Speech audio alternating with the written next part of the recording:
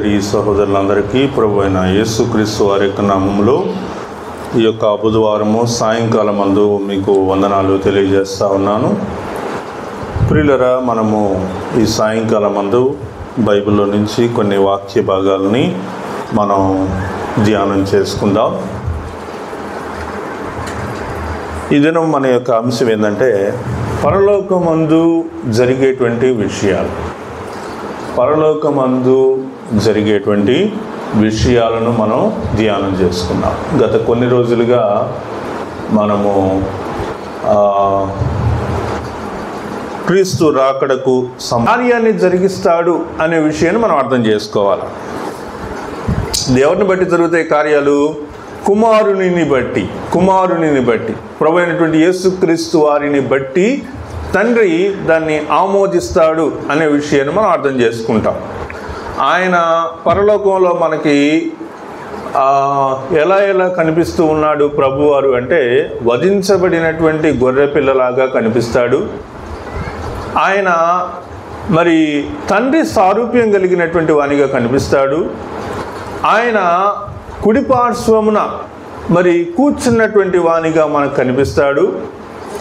ఆ తర్వాత మనకి ఇంకా ఎలా కనిపిస్తాడంటే, ప్రధాన యాజకునిగా కూడా మనకి కనిపిస్తాడు. కాబట్టి ప్రభు అయినటువంటి యేసుక్రీస్తు వారు పరలోక రాజ్యంలో మనకు కనిపించేటువంటి విధానాన్ని బట్టి అక్కడ పరిస్థితిని మనం ఆలోచించాలి, అర్థం చేసుకోవాలి. ఇక్కడ మొదట ఏం చూసామంటే, పరలోకంలో తండ్రి చిత్తం నెరవేర్చబడుతుంది. తండ్రి చిత్తం పరలోకంలో నెరవేర్చబడుతుంది. ఆ తర్వాత కుమారుని బట్టి తండ్రి ఏం చేస్తాడంటే తన యొక్క చిత్తాన్ని జరిగిస్తాడు. కుమారుడైనటువంటి ప్రభువుగా ఉన్నటువంటి కుమారుడైనటువంటి ప్రభువు, లేదా ఇంకొక విషయాన్ని బట్టి మనం ఆలోచిస్తే ప్రధాన యాజకుడిగా ఉన్నటువంటి ప్రభువు మన నిమిత్తం తండ్రిని వేడుకుంటాడు.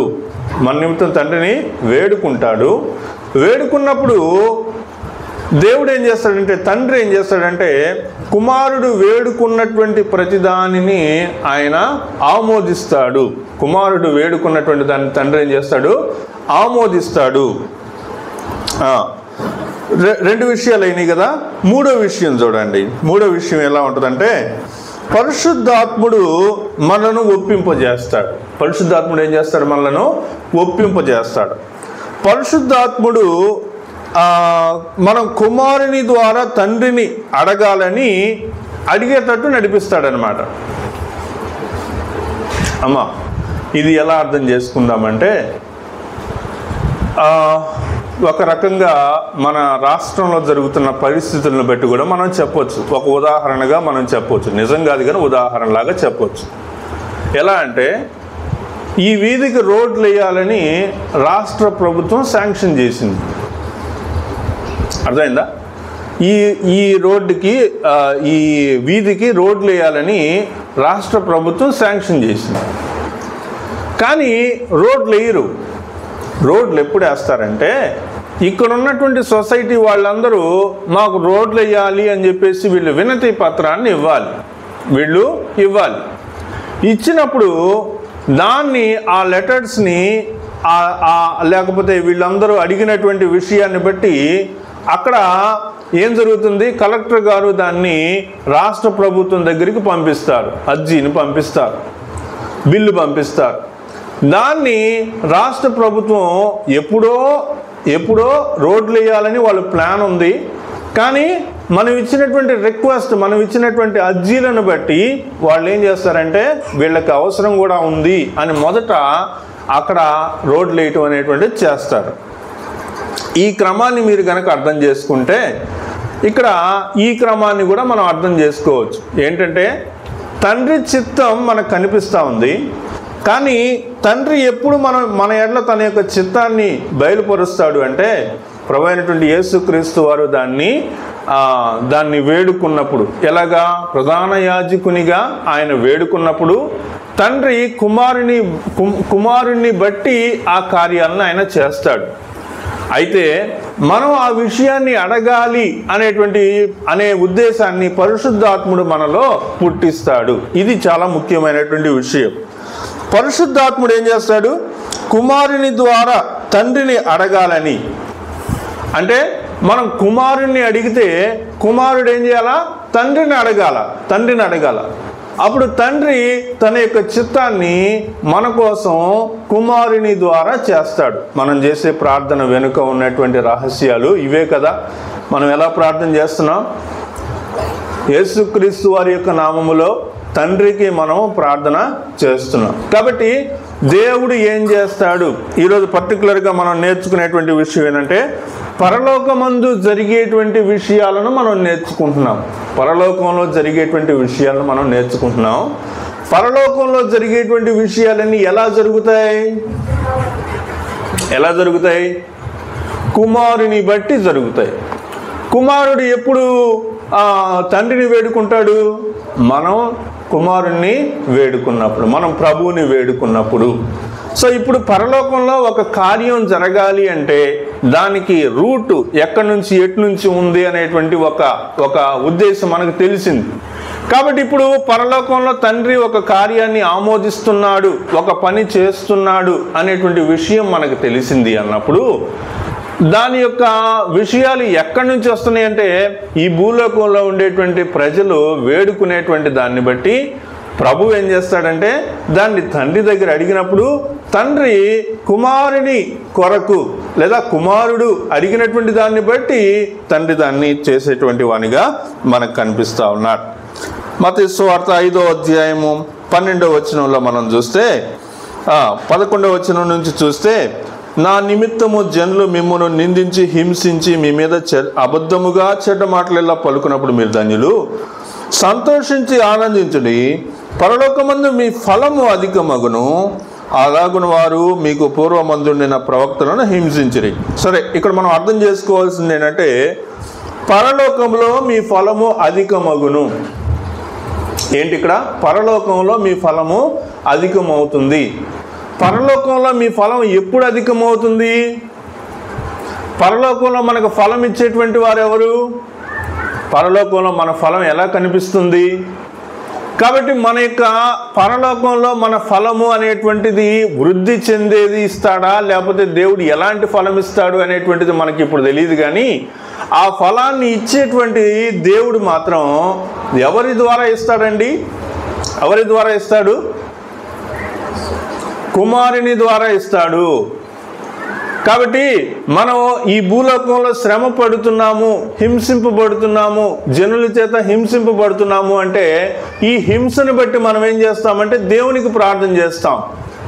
కుమారుని నామంతో దేవునికి ప్రార్థన చేస్తాం. ప్రభువా, నేను ఇలాంటి హింసలకు గురవుతా ఉన్నాను, ప్రభువా ఇలాంటి పరిస్థితుల్లో నేనున్నాను అని మనం వేడుకున్నప్పుడు ప్రభు ఏం చేస్తాడు? ఆ విషయాలు తండ్రికి చెప్తాడు. తండ్రి దాన్ని బట్టి మనకేం చేస్తాడంటే ప్రతిఫలం అనేటువంటిది ఇస్తాడు. కాబట్టి ఈ యొక్క ఉద్దేశం కనుక మనకు అర్థమైతే అసలు ఎలా జరుగుతుంది, ఏంటి, దేవుడిచ్చేటువంటి ప్రతిఫలాలు ఎలా ఉంటాయి అనే విషయాలు మనకు ఈజీగా అర్థం చేసుకోవచ్చు. 44వ వచనం చూడండి, అదే అధ్యాయంలో, నేను మీతో చెప్పునదేమనగా మీరు పరలోకమందున్న మీ తండ్రికి కుమారులై ఉండునట్లు మీ శత్రువులను ప్రేమించుడి, మిమ్మల్ని హింసించిన వారి కొరకు ప్రార్థన చేయుడి. మనం ఈరోజు నేర్చుకుంటున్నటువంటి అంశంలోని అసలు మాట ఏంటంటే పరలోకమందు జరిగేటువంటి విషయాలు, పరలోకంలో జరిగేటువంటి విషయాలు అని మనం నేర్చుకుంటున్నాం కదా. ఈ పరలోకంలో జరిగేటువంటి విషయాలు ఇక్కడ వాక్యంలో రాయబడినటువంటి విధంగా మనం చదివిన వెంటనే జరగదు. అక్కడ కొన్ని విధానాలు ఏర్పాటు చేయబడి ఉన్నాయి. ఆ విధానాలను మనం అంగీకరిస్తే, ఆ విధానాలను మనం మన్నిస్తే, ఆ విధానాలను బట్టి మనం పోతూ ఉంటే అప్పుడు అది జరుగుతుందని మనం గ్రహించాలా. ఏమన్నారండి ఇక్కడ? నేను మీతో చెప్పినదేమనగా మీరు పరలోకమందున్న మీ తండ్రికి కుమారులై ఉండునట్లు. కాబట్టి మనము దేవునికి కుమారులమై ఉండాలి అనేటువంటి పరిస్థితి మనకు రావాలి అంటే ఏమంటున్నాడండి? మీ శత్రువులను ప్రేమించుడి, మిమ్మల్ని హింసించు వారి కొరకు ప్రార్థన చేయుడి. శత్రువులను ప్రేమించు, నిన్ను హింసించేటువంటి వారి కొరకు ప్రార్థన చేయి అనే 2 విషయాలు ఉన్నాయి కదా. ఈ 2 నేను చేయను. కానీ నా మనసులో ఉన్న ఆలోచన ఏం చెప్పండి? నేనేమవ్వాలి చెప్పండి? పరలోకమందున్నటువంటి తండ్రికి నేనేమవ్వాలా? కుమారుణ్ణి అవ్వాలి, కుమార్తెను అవ్వాలి అనే ఆలోచన మాత్రం గట్టిగా ఉంది. కానీ నేనేం చేయను? నా శత్రువుని నేను ప్రేమించను. కాబట్టి ఇక్కడ వాక్యంలో పరలోకమందు జరిగేటువంటి విషయాలు అనేటువంటిది మనం ఆలోచించినప్పుడు, ఆ పరలోకంలో జరిగేటువంటి విషయాలు నెరవేర్చబడేటువంటి క్రమంలో కొన్ని విషయాలను మనం శారీరకంగాను ఆత్మీయంగాను అనుదిన జీవితంలో మార్పు చేసుకోవాలి. ఆ మార్పు చేసుకోకుండా నేనేమి చెయ్యను అని నా పాటికి నేను ఉండిపోయి అన్నీ జరగాలి అంటే అలా అవుతుందా? కాబట్టి ఇక్కడ ప్రతిదీ కూడా ఏమవుతుందంటే, మనం ఈ రోజుల్లో సీసీ కెమెరా గురించి చాలా బాగా వింటున్నాం.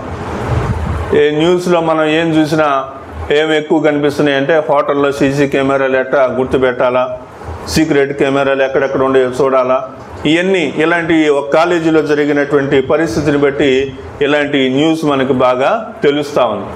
కాబట్టి నేను ఈ భూలోకంలో చేసే ప్రతి విషయం కూడా ఏమవుతుందంటే రికార్డ్ అవుతూ ఉంది. ఏమవుతుంది? అన్ని విషయాలు లిఖించబడతా ఉన్నాయి. ప్రతి విషయం లిఖించబడుతుంది. ప్రతిరోజు ప్రతి నిమిషం నేను చేసేటువంటి పనులు, నా ఆలోచనలు, నా యొక్క ప్రవర్తన అంతా కూడా ఏమవుతుందంటే లిఖించబడుతుంది అనేటువంటి విషయాన్ని నేను ఈ సమయంలో నేను మీకు తెలియజేస్తా ఉన్నా. కాబట్టి మన యొక్క జీవితంలో మనం చేసినటువంటి క్రియల వలన మనకేమవుతుందంటే తీర్పు తీర్చబడుతుంది. కాబట్టి మనం చేసినటువంటి పనుల వలన తీర్పు తీర్చబడినప్పుడు అప్పుడు నేనేమనాలి చెప్పండి? నేను దేవునికి కుమారుడనై ఉండాలి అంటే నేను క్షమించేటువంటి గుణం నాకు లేకుండా నేను కుమారుడిని కుమార్తెను కాలేను అనే విషయాన్ని మనం నేర్చుకుంటా ఉన్నాం. పరలోకంలో జరిగే విషయాలను మనం చూస్తూ ఉన్నాం. మనకి సమయం ఉన్నంత వరకు కొన్ని విషయాల్ని మనము నేర్చుకోవడానికి ప్రయత్నం చేద్దాం. 6:20 కూడా చూడండి.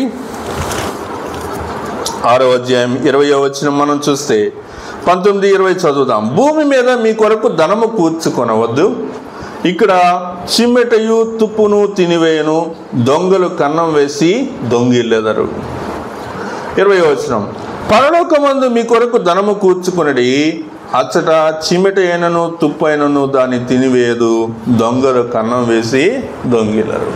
మా నాన్నగారు పరలోకంలో ఏం చేస్తున్నాడు, ఆయన ఏం చేస్తున్నాడు అని ఆలోచించినప్పుడల్లా నాకు కనిపించే ఒక సాదృశ్యం లేకపోతే ఒక ఉద్దేశం నా మనసులో మెదిలాడే ఒక ఆలోచన ఎలా ఉంటుందంటే, ఒక పెద్ద ఆకాశం నుంచి భూమికి ఉండేటువంటి ఒక పెద్ద కాయ అంటే అది క్యారెట్ లాగా ఉంటుంది.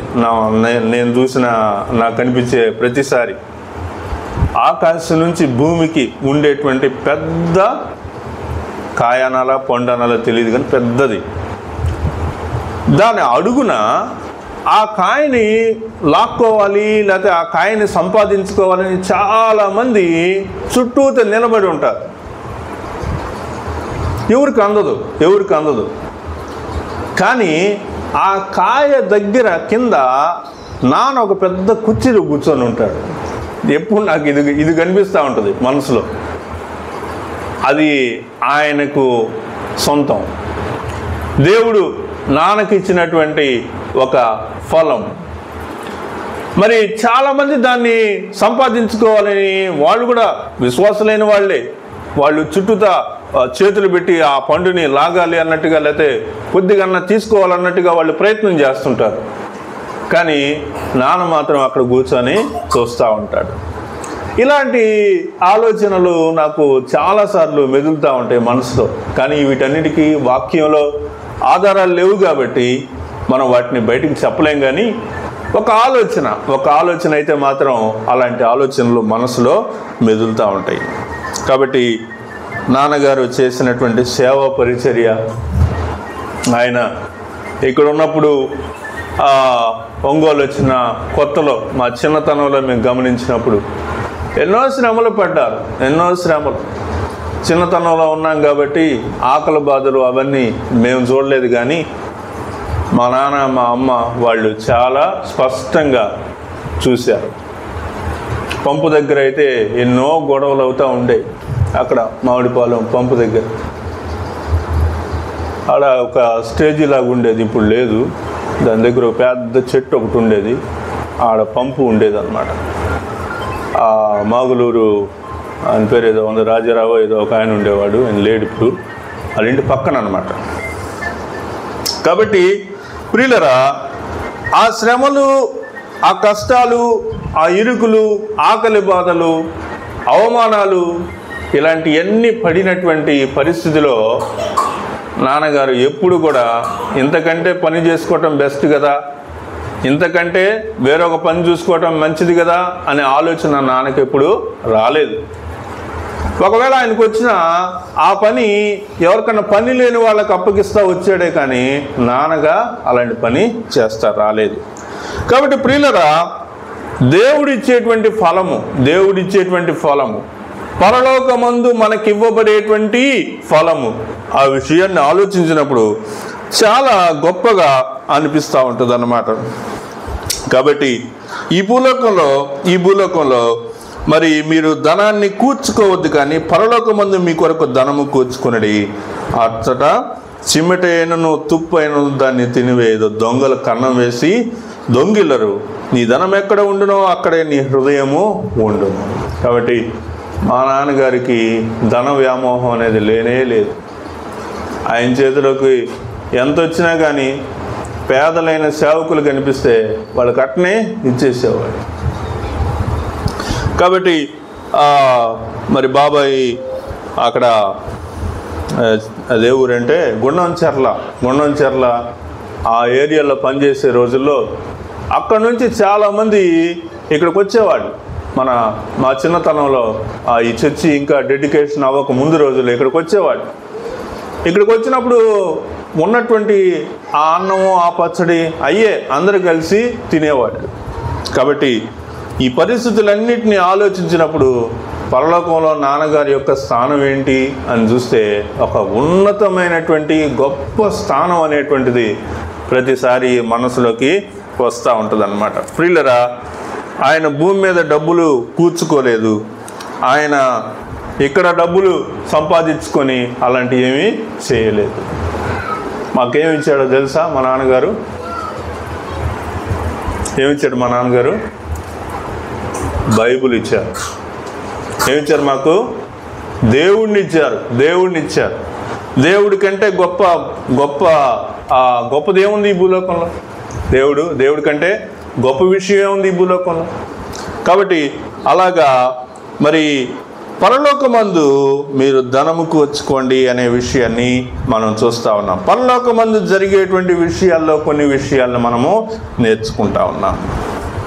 ఆ తర్వాత ఇంకొక మాట కూడా చూద్దాం, చూడండి. పరలోకమందున్న నా తండ్రి చిత్తము చేయువాడే.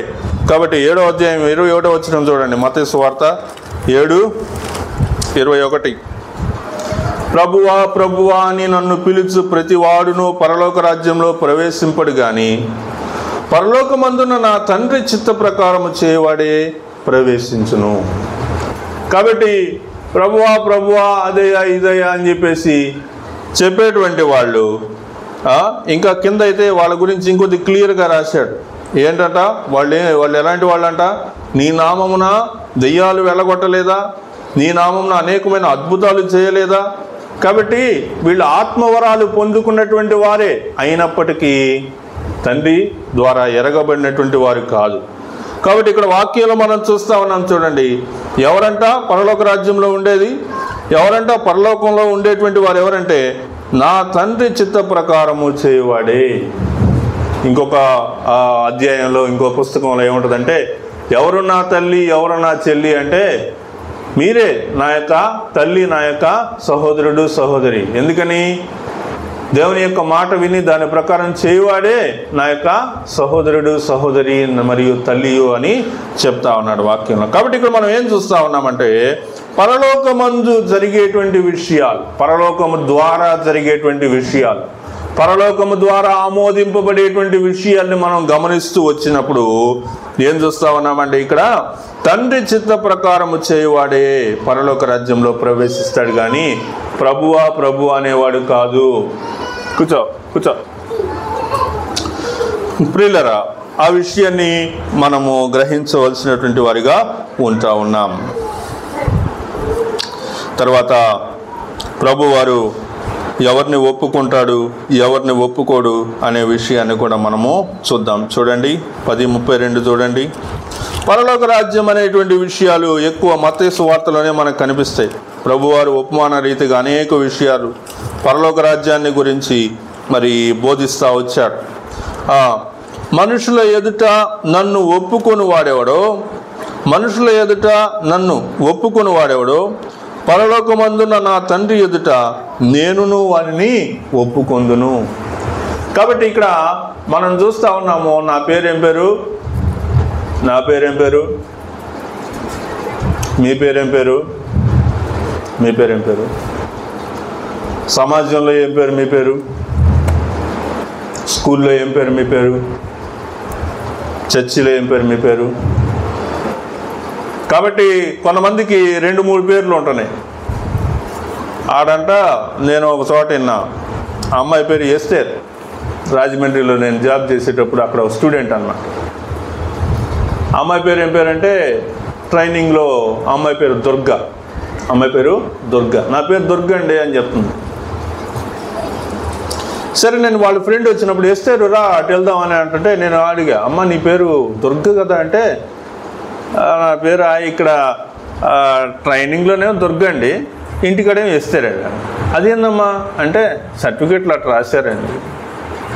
సర్టిఫికేట్లు అలా రాశారు కాదనట్లేదు, మరి నువ్వు ఏ పేరుతో చలామణి అవుతున్నావు, ఏ పేరుతో అంటే ఆ పేరుతోనే చలామణి అవుతున్నాను.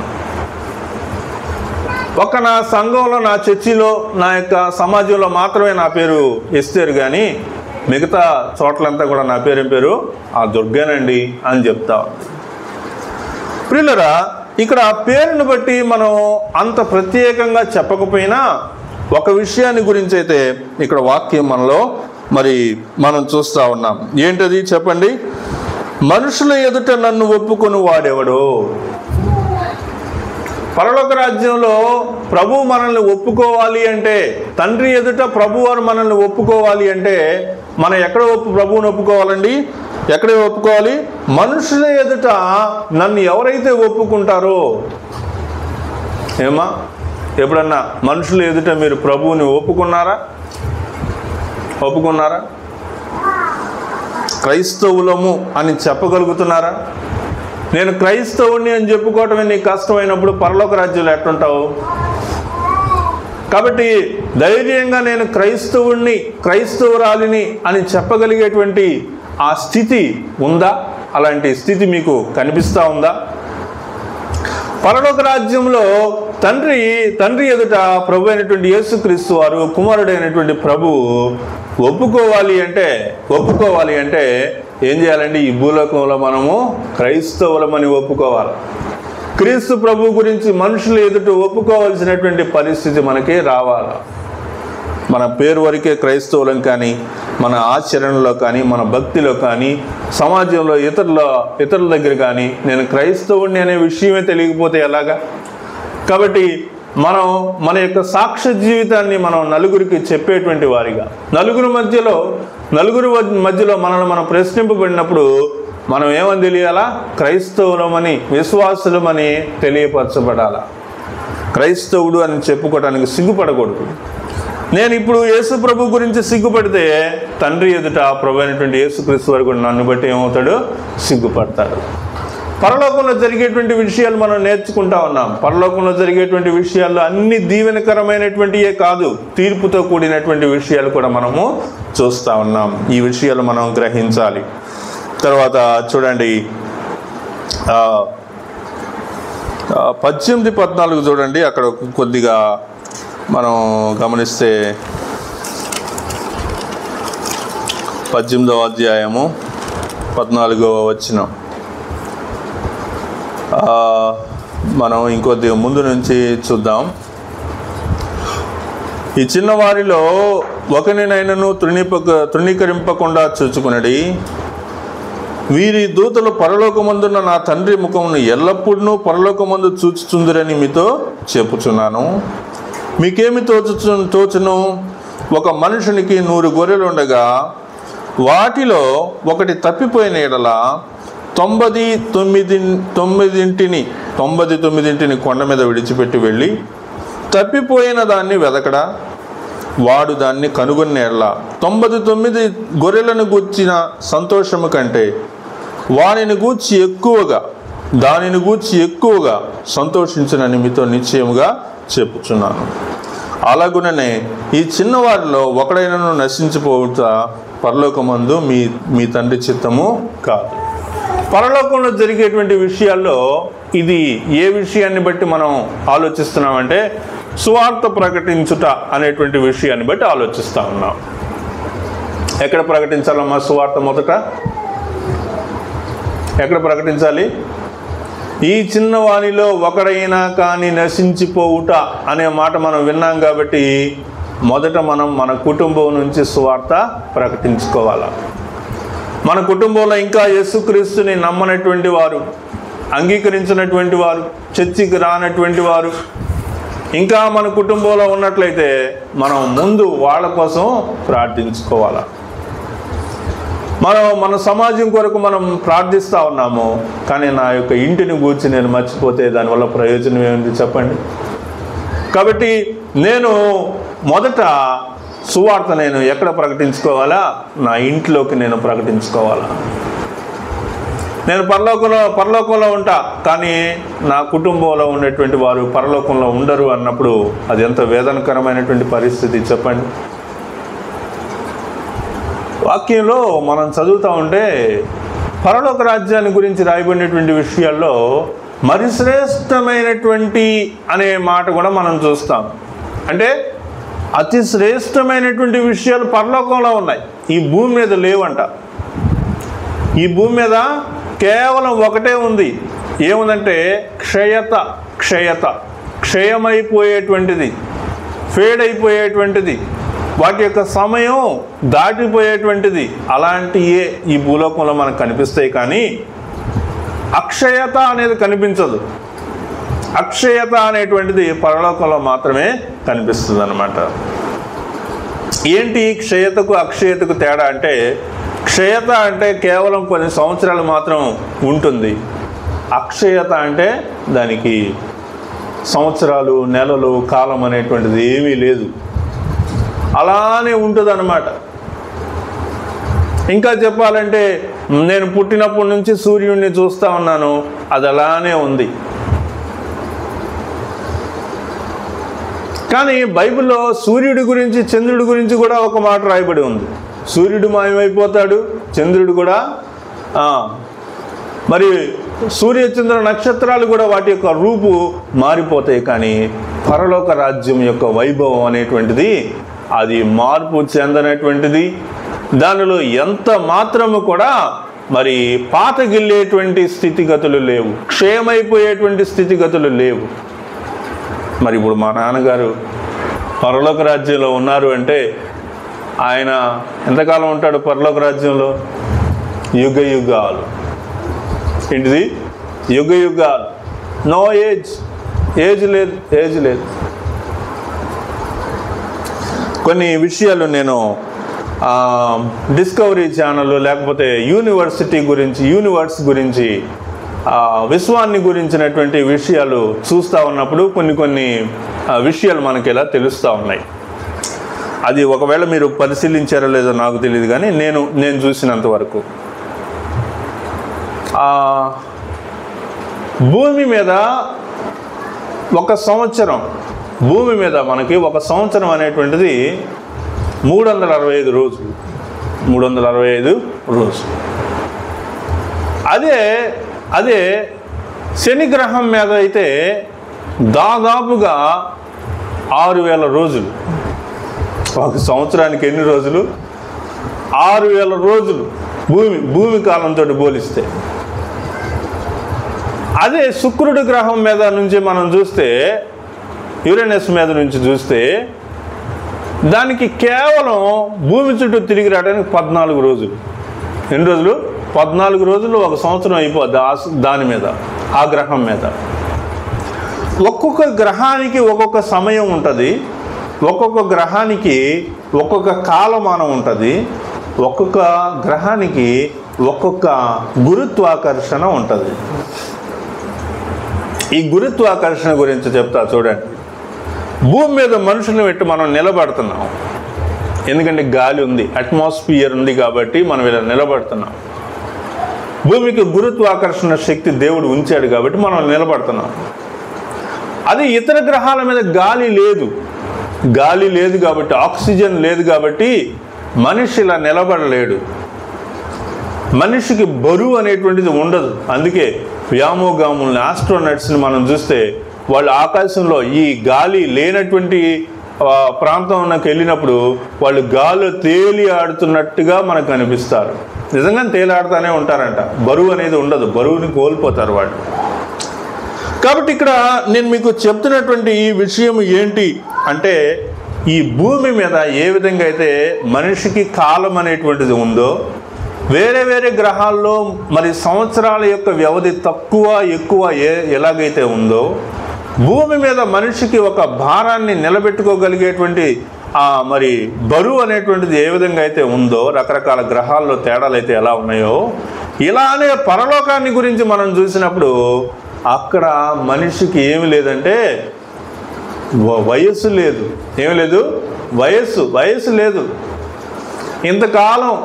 ఇంతకాలం ఉంటాడు అనేటువంటిది లేదు. యుగాలు మనం ఏం చేస్తుంటామో అలా జీవిస్తూనే ఉంటాం. యుగాలు దేవుని యొక్క ముఖము అలా చూస్తూనే ఉంటాం. ఆయన యొక్క సౌందర్యాన్ని మనము చూస్తూ ఉంటాం. చాలా విషయాలు ఉన్నాయి, కానీ నేను చివరిగా ఒక విషయం, 2 విషయాలతోటి నేను ముగిస్తాను. తర్వాత మార్కు సువార్త 11:26 చూడండి. మార్కు సువార్త 11:26 వచ్చిన భాగాన్ని చూస్తే,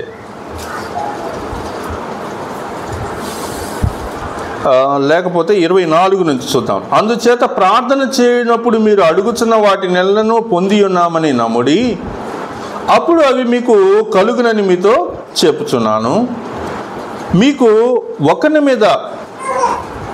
మీద విరోధం ఏమైనాను కలిగి ఉన్న ఎడల మీరు నిలువబడి ప్రార్థన చేయనప్పుడల్లా వారిని క్షమించుడి, అప్పుడు పరలోకమందున్న మీ తండ్రియు మీ పాపములు క్షమించును. కాబట్టి పరలోకంలో ఏం జరుగుతుంది అంటే, పరలోకం ద్వారా తండ్రి ఆమోదిస్తేనే మనకి పాప క్షమాపణ లభిస్తుంది. మన పాప క్షమాపణ ఎలా లభిస్తుంది అంటే, నేను ప్రభువా నా కోసం సిలువలో మరణించావని నేను నమ్ముతా ఉన్నాను, నేను దోషినని, నేను పాపినని నేను నమ్ముతా ఉన్నాను, నా పాపాలు క్షమించండి అని నేను ఎప్పుడైతే ప్రార్థన చేస్తానో, ప్రభువారు ఏం చేస్తారు? ఆ ప్రార్థనని తండ్రి సన్నిధిలో, ప్రభువా భూలోకంలో మిత్ర పాప క్షమాపణ నొందాడయ్యా, నేను సిలువలో వాళ్ళ కోసం మరణించానని నమ్ముతున్నాడు ప్రభువా, కాబట్టి రక్షించయ్యా అని అన్నప్పుడు దేవుడు దాన్ని ఆమోదిస్తాడు. కాబట్టి ఆ విధంగా మీ తండ్రియు మీ పాపలను క్షమించును. ఎప్పుడు క్షమిస్తాడు? నేను ఈ భూలోకంలో దాన్ని ఒప్పుకోవాలా? నేను ఈ భూలోకంలో ఏం చేయాలా? దాన్ని ఒప్పుకోవాల్సినటువంటి వానిగా ఉంటూ ఉన్నాను. ఈ భూలోకంలో నేను దాన్ని ఒప్పుకోకుండా, నేను ఇతరులను క్షమించకుండా ప్రభువా నన్ను క్షమించమని అడగటం వేస్ట్ అన్నమాట. కాబట్టి ఆ విషయాన్ని మనము గ్రహించాలా. ఇంకా మనం చూస్తూ ఉంటే, పరలోకమందు మీ ఫలము పరలోకంలో గొప్పదై ఉంటుంది అనేటువంటి విషయం మనం నేర్చుకోవాలా. కాబట్టి ఇంకా మనం లూకా సువార్త 10:20లో మనం గమనిస్తే అక్కడేముందంటే, మీరు దేన్ని బట్టి సంతోషపడుతున్నారు? ఈ విషయాలను బట్టి గొప్ప గొప్ప కార్యాలు చేసామని మీరు సంతోషపడద్దు. ఏమనుంది? అయినను దెయ్యములు మీకు లోబడుచున్నవని సంతోషింపక మీ పేర్లు పరలోకమందు వ్రాయబడి ఉన్నవని సంతోషించుడని వారితో చెప్పాను. కాబట్టి దేన్ని బట్టి సంతోషించాలా? కళలకు నేను అర్థాలు చెప్పగలుగుతున్నాను, దర్శనాలకు నేను అర్థం చెప్పగలుగుతున్నాను, స్వస్థతలు చేయగలుగుతున్నాను, ఆశ్చర్యకార్యాలు చేయగలుగుతున్నాను అనే దాన్ని బట్టి కదా సంతోషపడాల్సింది. దేన్ని బట్టి సంతోషపడాలంట? పరలోకంలో మీ పేర్లు రాయబడి ఉన్నాయి. పరలోకంలో మీ పేరు ఉందా లేదా? పరలోకంలో పేరుంది అనేటువంటి విషయాన్ని బట్టి సంతోషించమని వాక్యం మనకి చెప్తా ఉంది. ఇంకా ఈ విధంగా చదువుకుంటా పోతే చాలా ఉన్నాయి. వీటిల్లో నేను చివరిగా మీకు చెప్పాలనుకున్నటువంటి విషయం చూడండి. ప్రకటన గ్రంథం 21వ అధ్యాయము 2వ వచనాన్ని మనం చూద్దాం. ఇంకా పరలోకం నుంచి ఏ ఏ విషయాలు మనకి వస్తాయి అనేటువంటి విషయాలు వీలైతే నేను మీకు ఇంకొక విధానంగానైనా నేను మీకు తెలియజేయడానికి ప్రయత్నం చేస్తాను. 21వ అధ్యాయము 2వ వచన భాగాన్ని మనం చూసినప్పుడు మొదటి నుంచి స్టార్ట్ చేస్తాను. అంతటా నేను క్రొత్త ఆకాశమును క్రొత్త భూమిని చూచితిని. మొదట ఆకాశమును మొదటి భూమి గతించిపోయాను. చూడండి, ఆకాశము భూమి నేను ఈ భూలోకంలో బతికుండంగా ఇవి గతించకపోవచ్చేమో కానీ ఏదో ఒక రోజు మాత్రం తప్పకుండా గతించిపోతాయి.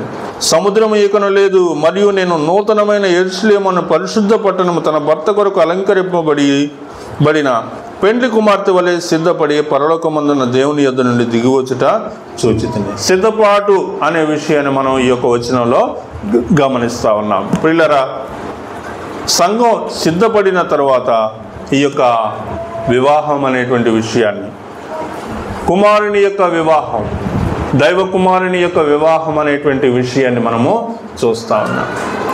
కాబట్టి పరలోకంలో జరిగేటువంటి విషయాలన్నిటికీ ఏ విధంగా ఆమోదింపబడుతూ ఉంది, కార్యాలు జరగడానికి ఆమోదింపబడటానికి ఉన్నటువంటి విషయాలు ఏంటి అని మనం చూసినప్పుడు మనం వేడుకునేటువంటి ప్రతిదీ కూడా కుమారుడైనటువంటి ప్రభు తండ్రి ఎదుట అడిగినప్పుడు, ప్రధాన యాజకుడిగా ఉండి మన గురించి విజ్ఞాపన చేసినప్పుడు తండ్రి కుమారుని వలన, కుమారుని బట్టి కార్యాలు చేసేటువంటి వానిగా ఉన్నాడు.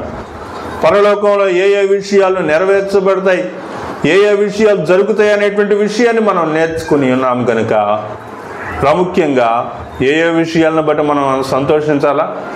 పరలోకంలో తండ్రి ఇచ్చినటువంటి రక్షణను బట్టి, పరలోకము ద్వారా మనకి పాపక్షమాపణ కలిగిందనేటువంటి విషయాన్ని బట్టి, నిరీక్షణ కలుగుతుందనేటువంటి విషయాన్ని బట్టి, ప్రాముఖ్యంగా ఆయన యొక్క రాజ్యంలో, మన యొక్క గ్రంథంలో, ఆయన యొక్క గ్రంథంలో పరలోకమందు పేర్లు రాయబడి ఉన్నాయి అనేటువంటి విషయాన్ని బట్టి, ఆయన ఇచ్చినటువంటి నిరీక్షణను బట్టి పరిశుద్ధాత్ముడు ఆ నిరీక్షణ మనలో కలిగిస్తూ ఉన్నాడనమాట. నువ్వు ఇప్పటికీ దేవుని యొక్క బిడ్డవే, నువ్వు ఇప్పటికీ దేవుని యొక్క కార్యాలు చేస్తూ ఉన్నావు, ఇప్పటికీ దేవుడు నీకు తోడుగా ఉన్నాడు అని చెప్పేటువంటి వానిగా మనము చూస్తూ ఉన్నాం. అట్టి కృప దేవుడు మనందరికీ దయచేయనుగాక.